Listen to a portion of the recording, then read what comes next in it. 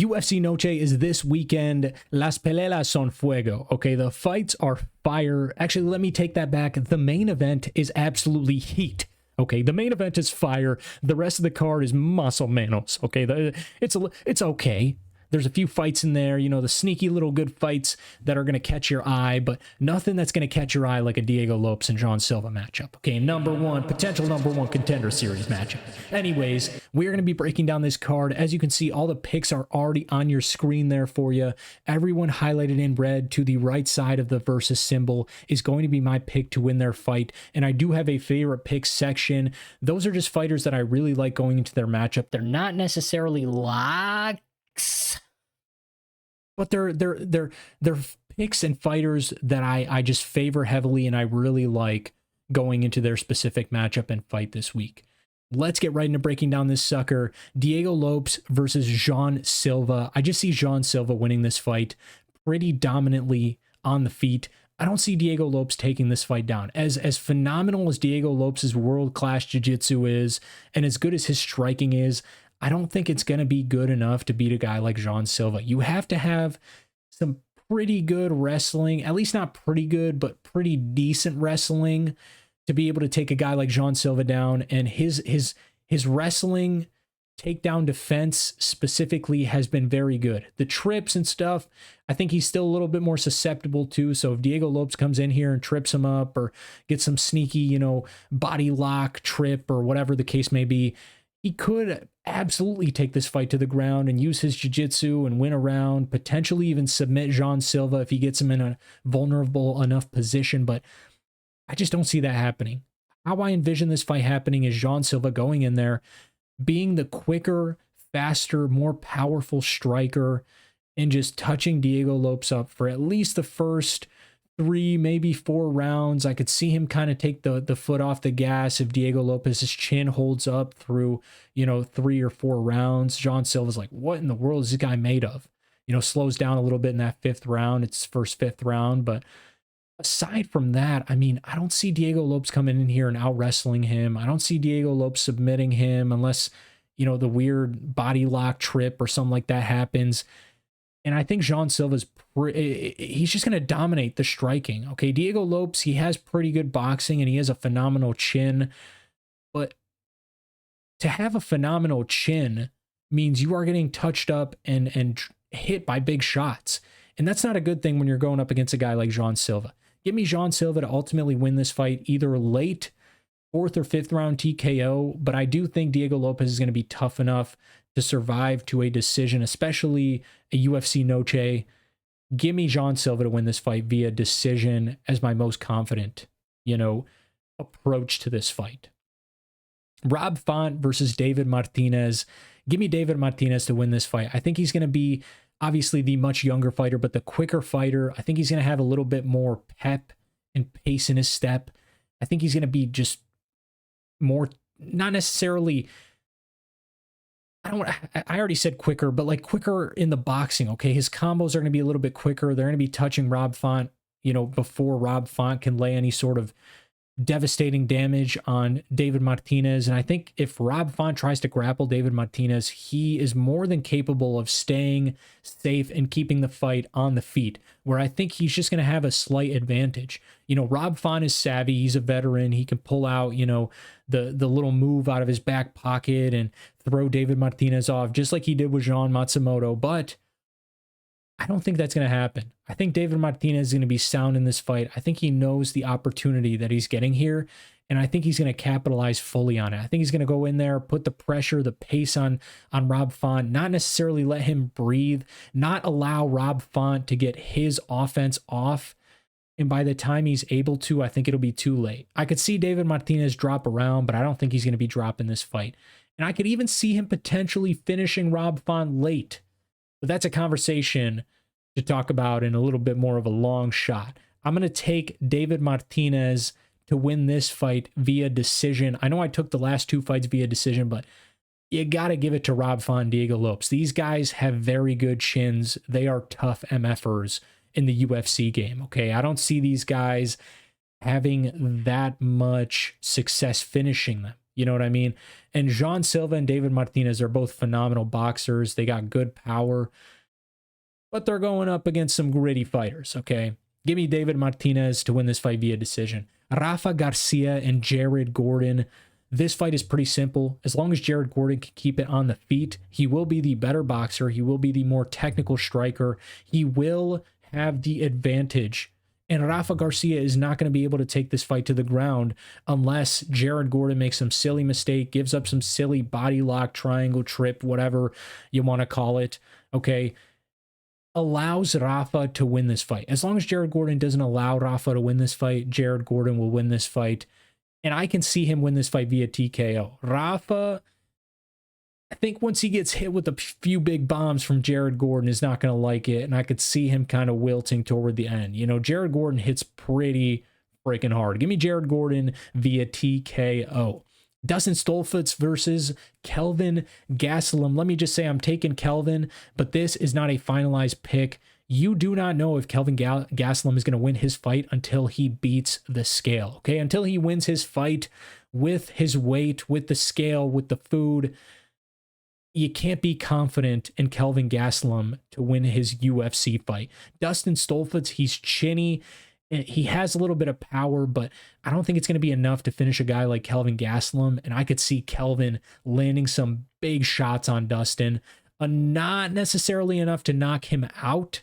I think this fight is definitely going to go to decision, but enough to where it's going to be a very, very, visual performance from Kelvin Gastelum's side. Okay, let's just say that Dustin Stoltzfus is not going to look so good for the judges. Give me Kelvin Gastelum to win his fight via decision.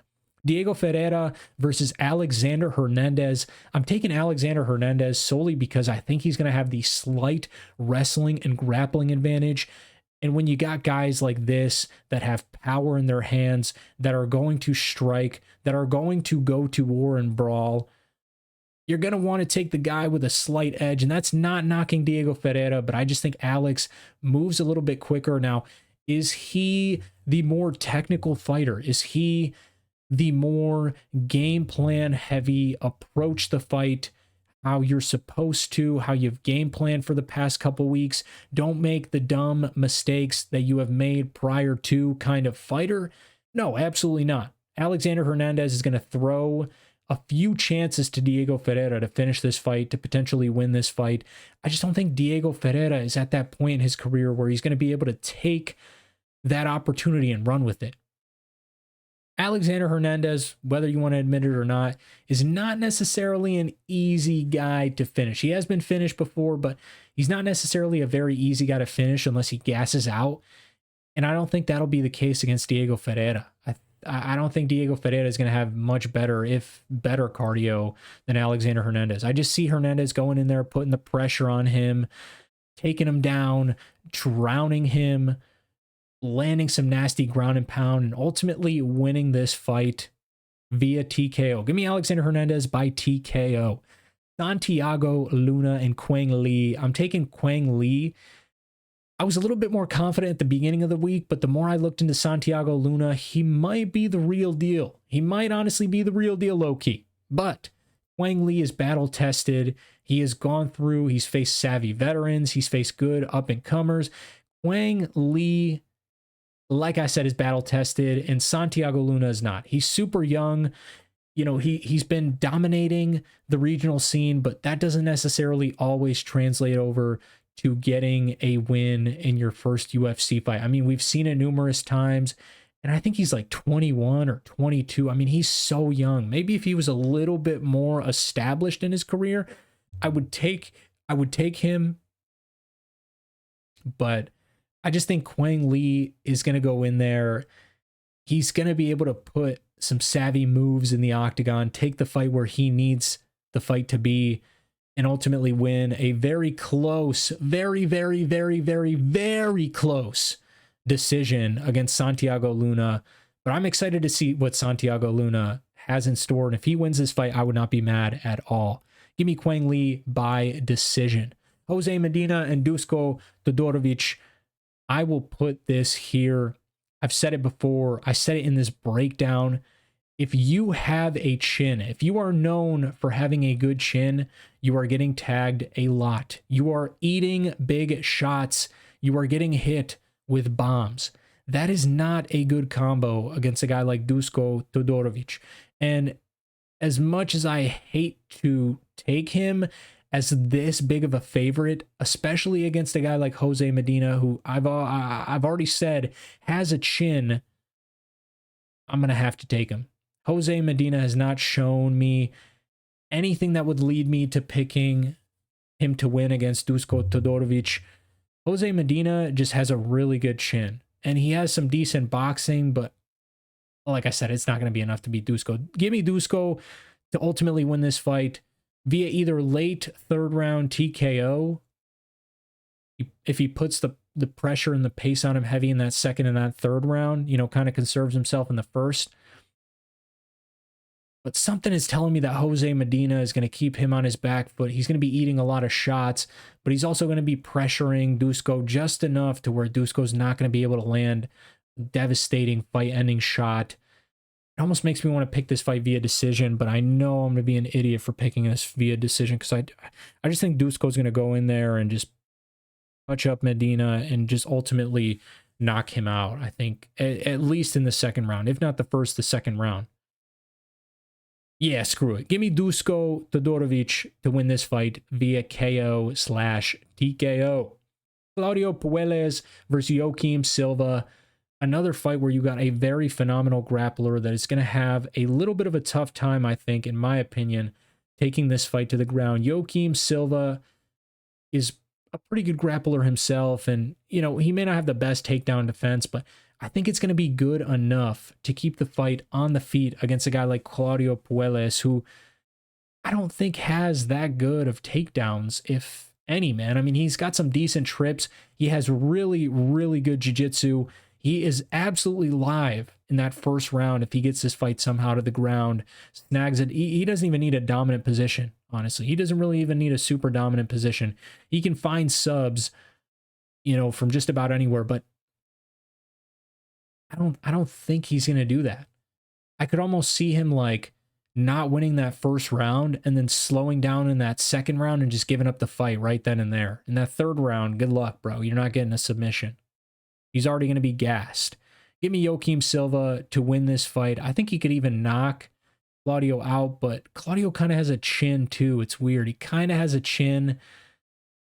And Joaquim Silva, I'll take Joaquim Silva to win this fight via decision again. I'm picking a lot of decisions, but man, there's some gritty, I'm telling you, there's some gritty and super good chins on this card, man. Get ready to see some super good chins on this card. Amanda Lemos and Tatiana Suarez. I'm not breaking this fight down. Amanda Lemos is honestly live, but I'm taking Tatiana Suarez just because her grappling edge. She didn't look the best in her last fight, but, I wasn't expecting her to. Tatiana Suarez should look a lot better in this fight, though, against Amanda Lemos. She should be able to out-grapple her and ultimately win this fight via decision or maybe even a sneaky late submission. Don't count it out of the bag. Give me Tatiana Suarez to win the fight, though. Luis Gurule versus Jesus Aguilar. Luis, I was never really high on Luis. I mean, he's a really cool fighter. He's a fun fighter, but I was just never really high on him. I think Jesus Aguilar, especially with the kind of game plan that I almost envision Luis Gurule going in here, trying to take the takedown, or trying to get the takedown, trying to take this fight to the ground, trying to put the pressure, the pace, get in Jesus Aguilar's face. It almost is leading me to believe that the man is going to get another Gilly. I mean, the man is just going to get another submission. He's just going to pull off something, pull something out of his back pocket. I like Jesus Aguilar in this matchup too, because I know Luis Gurule is going to try and grapple. He's going to try and shoot. Whether he does it often enough to give Jesus Aguilar a chance to win this fight, I still think Jesus Aguilar is going to be gritty and tough enough to grit through a decision fight against a guy like Luis Gurule. I just don't see... And I see Luis having potential success, but I don't think he's going to dominate Jesus. I think if anything, this fight is close And this fight is too close for Gurule to be like a 3-1 favorite or 2.5-1 favorite. So give me Jesus Aguilar to win this fight. I like the value on him, but I also like his submissions. And I think Gurule might give him a few opportunities. And you do not want to be giving Jesus not one opportunity, let alone a few. Give me Jesus Aguilar to win the fight. Oh, I'm going to skip one. Sedriques Dumas versus Reese. I saw a video the other day of Sedriques Dumas, and I hate commenting on stuff like this, but the guy is dealing with a lot of legal issues outside of his UFC career and his MMA, path. It really gives me the ick, and it almost makes me like not want to ever pick him in a fight ever again.